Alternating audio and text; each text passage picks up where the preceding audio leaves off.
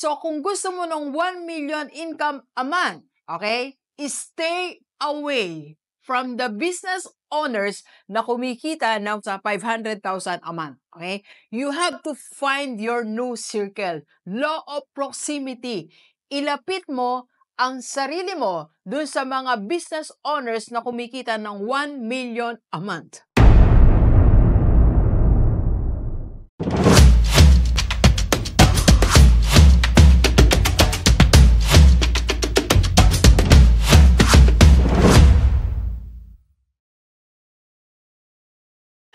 Delivers, pag-usapan natin, the law of proximity in business. Let's go. Let's go. Okay, so define muna natin, what is law of proximity? In social psychology, law of proximity principle suggests that people closer together in a physical environment are more likely to form relationship than those further away. So, ibig sabihin po, the more na malapit kayo sa isa't isa, the more na may chance, may opportunity na maging close kayo than to those people na malayo sa inyo. Kaya nga, this explains po why people na laging magkasama eventually na in love.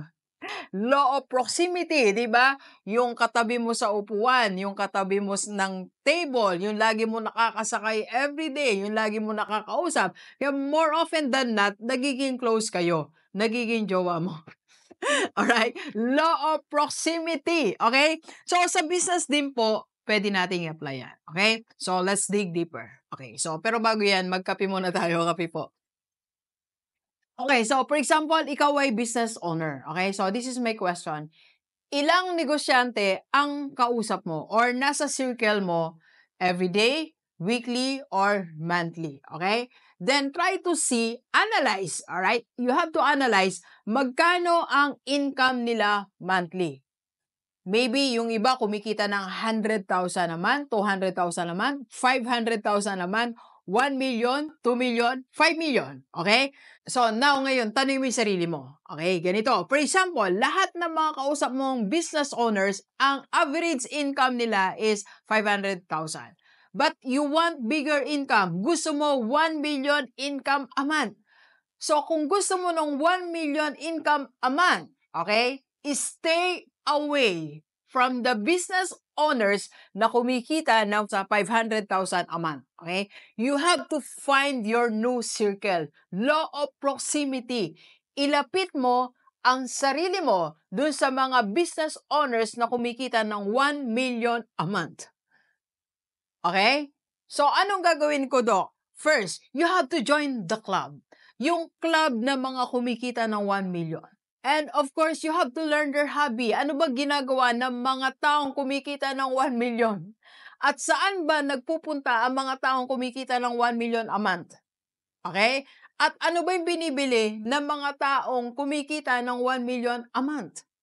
Alright? So, after joining their club, after doing their hobby, after going to their places, to the seminar, kung saan man sila nagpupunta, eventually, magkakaroon ka ng opportunity na makausap sila.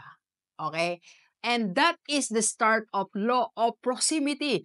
Ito na yung magkikita-kita na kayo. Ito na yung makakausap mo sila.